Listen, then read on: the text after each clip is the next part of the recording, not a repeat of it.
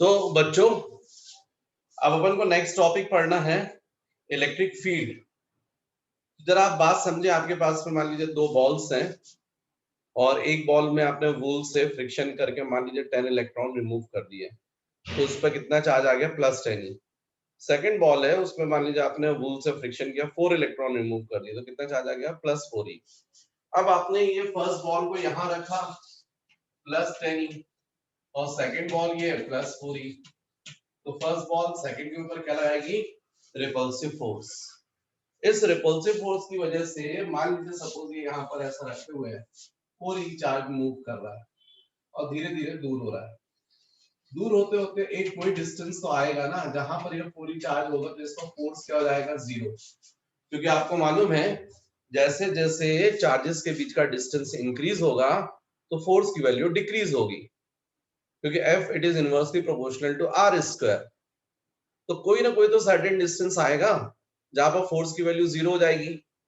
ऐसा मान लीजिए फर्स्ट चार्ज से फॉर एग्जांपल 1 मीटर डिस्टेंस पर फोर्स की वैल्यू 0 हो रही, तो यदि हम ये जो फर्स्ट चार्ज है इससे 1 मीटर रेडियस का एक स्फीयर यदि इमेजिन करें, पूरा स्फेरिकल रीजन, आप अज्यूम करें कि आपके पास बॉल है 1 मीटर रेडियस का, पूरा स्फेरिकल रीजन ऐसा, तो इस स्फेरिकल रीजन के अंदर यदि आप सेकंड चार्ज को रखोगे तो फर्स्ट चार्ज फोर्स लगाएगा और बाहर रखोगे तो फोर्स नहीं लगाएगा। तो ये पूरा जो एरिया हो गया 1 मीटर रेडियस का स्फेरिकल रीजन, इस पूरे स्फेरिकल रीजन को हम लोग बोलते हैं फर्स्ट चार्ज की इलेक्ट्रिक फील्ड। मतलब इलेक्ट्रिक फील्ड मतलब किसी भी चार्ज के अराउंड पूरा वो एरिया है जहां तक वो फर्स्ट चार्ज अपना इलेक्ट्रिक फोर्स किसी सेकंड चार्ज पर अप्लाई करता है। तो what is electric field? The region or area around the charge in which its influence experiences by any other test charge is called electric field of first charge. तो बच्चों ये जो है वो हो गया आपका इलेक्ट्रिक फील्ड। इलेक्ट्रिक फील्ड किसी भी चार्ज के अराउंड द रीजन और area around the charge in which its influence experienced by any other test charge is called the electric field of the given charge. लेकिन अब इस electric field में किसी particular point पर electric field का magnitude ज्यादा है या कम है, ये बताते हैं अपन बाय इंटेंसिटी। तो नेक्स्ट टॉपिक है बच्चों इंटेंसिटी ऑफ इलेक्ट्रिक फील्ड। तो यहां पर नेक्स्ट टॉपिक है आपका intensity of electric field। intensity of electric field, जैसे मान लीजिए ये चार्ज है, इसका ये अराउंड पूरा ये एरिया है जहां तक इसने अपनी इलेक्ट्रिक फील्ड डेवलप कर दी है, जहां तक इसका इफेक्ट रहेगा। अब इसकी वजह से यदि आपको इस पर्टिकुलर पॉइंट पर इंटेंसिटी ऑफ इलेक्ट्रिक फील्ड बताना है, ये फर्स्ट चार्ज क्यू है और इसकी वजह से यहां पर इंटेंसिटी ऑफ इलेक्ट्रिक फील्ड बताना है, तो आपको इस पर्टिकुलर पॉइंट पर एक टेस्ट चार्ज रखना होगा, टेस्ट चार्ज। अब ये फर्स्ट चार्ज जो है टेस्ट चार्ज पर फोर्स लगाएगा, तो यदि Q0 पर फोर्स लग रहा है F, और यदि आप यूनिट पॉजिटिव चार्ज यदि होता तो उसको रखते तो कितना फोर्स लगता? Q0 पर तो फोर्स लग रहा है F, इसको मेजर कर सकते हो आप। यूनिट यदि रखते तो कितना फोर्स लगता है? F/Q0। और ये यूनिट पर जो फोर्स लगता है उसको बोलते हैं इंटेंसिटी ऑफ इलेक्ट्रिक फील्ड। तो इंटेंसिटी ऑफ इलेक्ट्रिक फील्ड को हम लोग E से डिनोट करते हैं और E का जो फॉर्मूला होता है F/Q0। तो बुक में ये डायरेक्ट फॉर्मूला लिखा है, मैंने समझाने की कोशिश की है फॉर्मूला कैसे बना। तो what is the intensity of electric field? Intensity of electric field at any point is equal to the force experienced by unit positive charge when placed at that point। तो इसलिए बच्चों ये इंटेंसिटी ऑफ इलेक्ट्रिक फील्ड जो होता है उसका formula होता है E is equal to F upon Q naught. E is equal to F upon Q naught. वैसे यदि आप फॉर्मूला भी याद कर लें, क्योंकि न्यूमेरिकल्स करते तो फॉर्मूले याद हो जाते हैं, तो आप यदि फॉर्मूला भी याद कर ले और टेस्ट चार्ज की वैल्यू 1 रख दे तो E is equal to F आ जाएगा। और इसी से तो डेफिनेशंस बनती हैं। Intensity of electric field at any point is equal to the force experienced by unit positive charge when placed at that point. किसी चार्ज के अराउंड जो इलेक्ट्रिक फील्ड है उसके किसी पॉइंट पर इंटेंसिटी आपको बताना है, आपको तुरंत वहां per unit positive charge imagine करना पड़ेगा। यूनिट पॉजिटिव चार्ज पर जितना फोर्स लगता है उस फोर्स को हम बोलते हैं इंटेंसिटी ऑफ इलेक्ट्रिक फील्ड, है ना। तो डेफिनेशन क्या बनेगी? Intensity of electric field at any point is equal to the force experienced by unit positive charge when placed at that point. It is denoted by E। तो first E is equal to F upon Q naught. Second, बच्चों force जो है वो vector quantity है और इसलिए intensity of electric field ये भी वेक्टर क्वांटिटी है। इसका जो डायरेक्शन होता है वो होता है from positive charge to negative charge, plus to minus. Intensity of electric field का डायरेक्शन प्लस टू माइनस होता है। एक जैसे मान लीजिए यहाँ पर पॉजिटिव चार्ज है, यहाँ पर नेगेटिव चार्ज है। अब एक्चुअली में यहाँ अपन को इंटेंसिटी बताना है, तो आप तुरंत यहाँ यूनिट पॉजिटिव चार्ज इमेजिन करेंगे, तो ये प्लस इसको क्या करेगा? रिपेल करेगा, माइनस उसको अट्रैक्ट करेगा। तो नेट फोर्स इस तरफ लगेगा, प्लस से माइनस की तरफ, और इसीलिए इंटेंसिटी ऑफ इलेक्ट्रिक फील्ड का जो डायरेक्शन होता है वो प्लस से माइनस की तरफ होता है, from positive charge to negative charge. फिर नेक्स्ट भी अपन बात करते हैं, third, dimensional formula of intensity of electric field. तो बच्चों जब आपके पास फॉर्मूला है तो आप डायमेंशनल फॉर्मूला डिराइव कर लोगे, क्योंकि F का आपको पता है E इज इक्वल टू, हम क्या बोल रहे हैं, F upon Q not.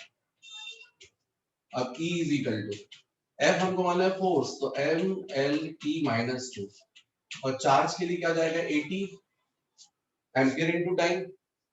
Solve करोगे आप तो इंटेंसिटी ऑफ इलेक्ट्रिक फील्ड का डायमेंशनल फॉर्मूला जो है वो डिराइव हो जाएगा, mLT minus 3 A minus 1, mLT minus 3 A minus 1, ये डायमेंशनल फॉर्मूला जाएगा। फिर unit 4 units in CGS system. तो बच्चों डाइन्स पर स्टेट कूलम, डाइन्स पर स्टेट कूलम, क्योंकि आपको मालूम है फोर्स की सीजीएस सिस्टम में यूनिट क्या होती है? डाइन्स, और चार्ज की क्या होती है? State coulomb. तो डाइन्स पर state coulomb. In SI system Newton पर कूलम और वोल्ट्स पर मीटर। वोल्ट्स पर मीटर ऐसा ही सिस्टम में होती है, न्यूटन पर कूलम और वोल्ट्स पर मीटर। ये वोल्ट्स पर मीटर कहाँ से आई है? आगे से आई है, मैं बताऊंगा आपको उस वक्त। तो बच्चों ये इस तरीके से हमने देखा इंटेंसिटी ऑफ इलेक्ट्रिक फील्ड। अब नेक्स्ट टॉपिक मुझे बताना चाहिए आपको, intensity of electric field at any point due two point charge. So intensity of electric field at any point due to point charge. Intensity of electric field at any point due to point charge, ये अपन को देखना है। Next है बच्चों intensity of electric field at any point due two point charge.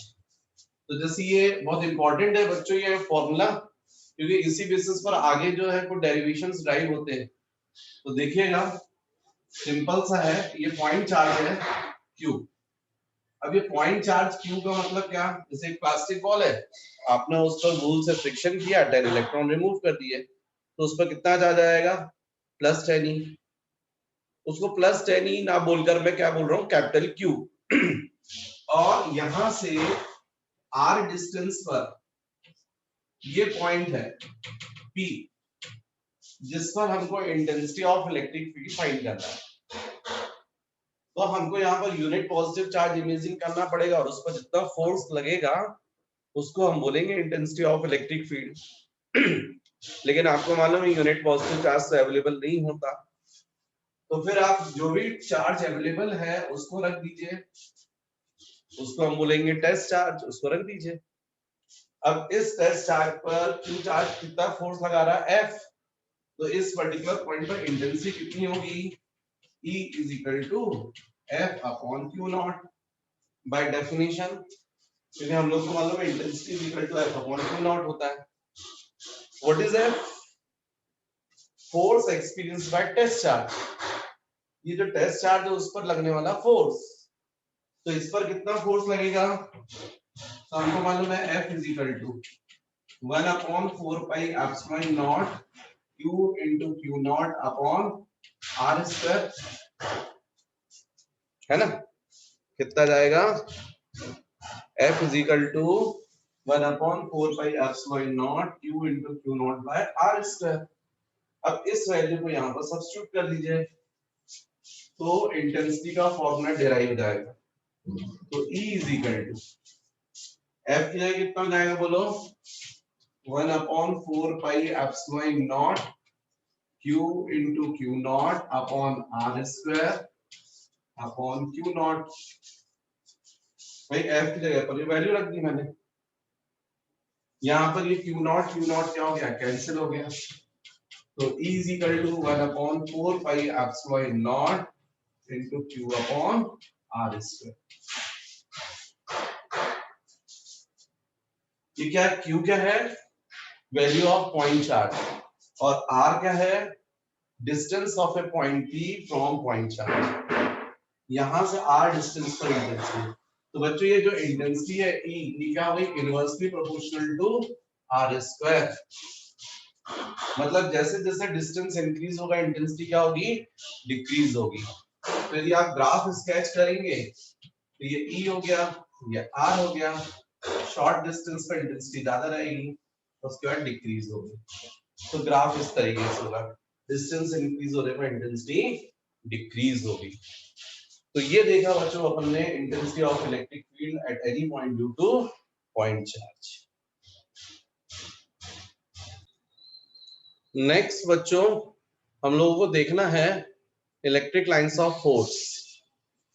ये electric lines of force जो है imaginary lines होती हैं, किसी चार्ज के अराउंड इमेजिनरी लाइंस होती हैं, जिनके किसी पॉइंट पर यदि हम टेंजेंट ड्रॉ कर दें तो वो टेंजेंट उस पर्टिकुलर पॉइंट पर क्या शो करती हैं, रिजल्टेंट इलेक्ट्रिक फील्ड और नेट इलेक्ट्रिक फील्ड।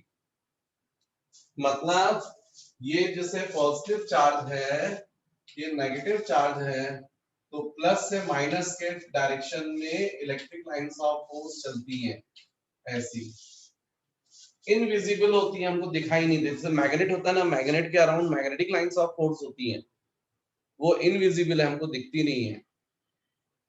बिल्कुल सेम वैसा ही इलेक्ट्रिक लाइंस ऑफ फोर्स होती हैं और ये किसी चार्ज के अराउंड होती हैं,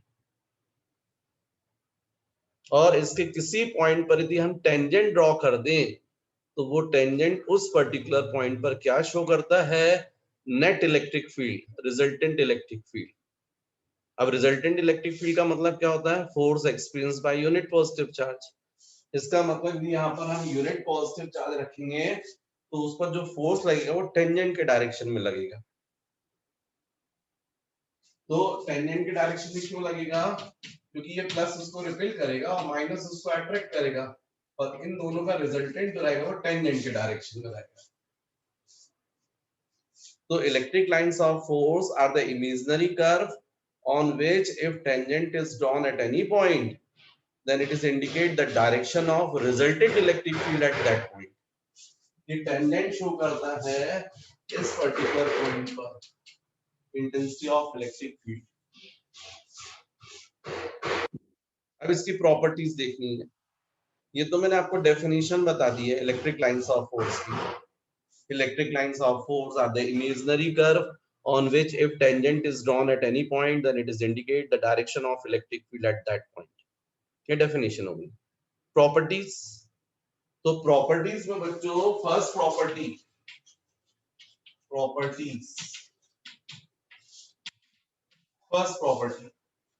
it is open curve and it is always move from positive charge to negative charge। और ये difference भी होता है इलेक्ट्रिक लाइंस ऑफ फोर्स और magnetic lines of force. Electric lines of force जो है वो ओपन कर्व होते हैं और magnetic lines of force close curve होते हैं। क्लोज का मतलब outside the magnetic lines of force move from north to south pole, but inside the magnet it moves from south pole to north pole। तो magnetic lines of force होती है वो ऐसी होती है, नॉर्थ साउथ ऐसी चलती है और मैग्नेट के अंदर south to north close curve होते हैं। जबकि ये ओपन कर्व है, केवल प्लस से माइनस बस। तो ये ओपन कर्व है, ओपन कर्व फर्स्ट प्रॉपर्टी। फिर electric lines of force never intersected, कभी भी एक दूसरे को इंटरसेक्ट नहीं करती हैं। क्यों इंटरसेक्ट नहीं करती हैं? क्योंकि यदि electric lines of force intersect करेंगी तो जो पॉइंट ऑफ इंटरसेक्शन होगा वहां पर जब आप टेंजेंट ड्रॉ करोगे तो दो टेंजेंट डेवलप हो जाएंगे। एक टेंजेंट इस लाइन के लिए हो जाएगा और एक टेंजेंट इस लाइन के लिए। और टेंजेंट क्या शो करते हैं? उस पर्टिकुलर पॉइंट पर रिजल्टेंट इलेक्ट्रिक फील्ड। और कभी भी किसी भी पॉइंट पर रिजल्टेंट इलेक्ट्रिक फील्ड के दो डिफरेंट डायरेक्शन तो नहीं हो सकते, एक फिक्स डायरेक्शन रिजल्टेंट तभी तो बोल रहे हैं अपन। तो इसलिए कभी भी इलेक्ट्रिक लाइंस ऑफ फोर्स एक दूसरे को इंटरसेक्ट नहीं करती है। थर्ड प्रॉपर्टी,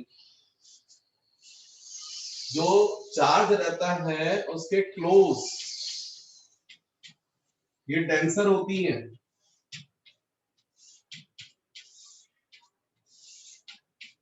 यहां से ऐसा टेंसर, ये देखो क्लोज ज्यादा है इतने एरिया में, और इतना ही एरिया यहां पर बात करेंगे तो इसमें कम।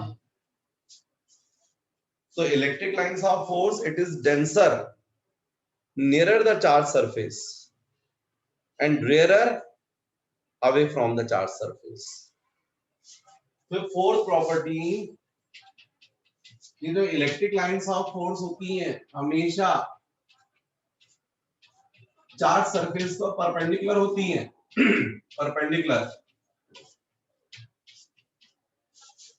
परपेंडिकुलर होती है, मतलब जो पॉजिटिव चार्ज है उससे परपेंडिकुलर बाहर निकलती हैं और नेगेटिव चार्ज पर परपेंडिकुलर इंटर करती है। जबकि मैग्नेटिक लाइंस ऑफ फोर्स में ऐसा नहीं होता है, वो किसी भी एंगल से निकल सकती है। Magnetic lines of force emitted from the north pole at any angle and enters at south pole at any angle, but electric lines of force, it is always normal emitted from the positive charge and normally enter into the negative charge। ये next property होगी। फिर बच्चों जो fifth property है वो electric lines of force अपनी length के direction में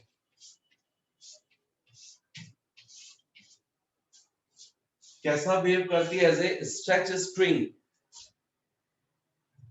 लेंथ के डायरेक्शन में कैसा बिहेव करती है? As a stretch string, string not spring, string STRING, string. और यही रीजन है कि जो अनलाइक चार्जेस होते हैं वो एक दूसरे को अट्रैक्ट करते हैं। अनलाइक चार्जेस अट्रैक्ट क्यों करते हैं? क्योंकि यहाँ पर जो इलेक्ट्रिक लाइंस ऑफ फोर्स होती है ना वो अपने लेंथ के डायरेक्शन में बिहेव करती है एज ए स्ट्रेच स्ट्रिंग, और इस वजह से। जबकि यही इलेक्ट्रिक लाइंस ऑफ फोर्स अपने लेंथ के परपेंडिकुलर डायरेक्शन में एक दूसरे से दूर हटने की कोशिश करती है, और यही रीजन है कि लाइक चार्जेस एक दूसरे को रिपेल करते हैं। भाई यहाँ पर हम बात करें इलेक्ट्रिक लाइंस ऑफ फोर्स, जैसे ये प्लस है और ये प्लस है, तो यहाँ से ऐसी जाएगी और ऐसी जाएगी, यहाँ भी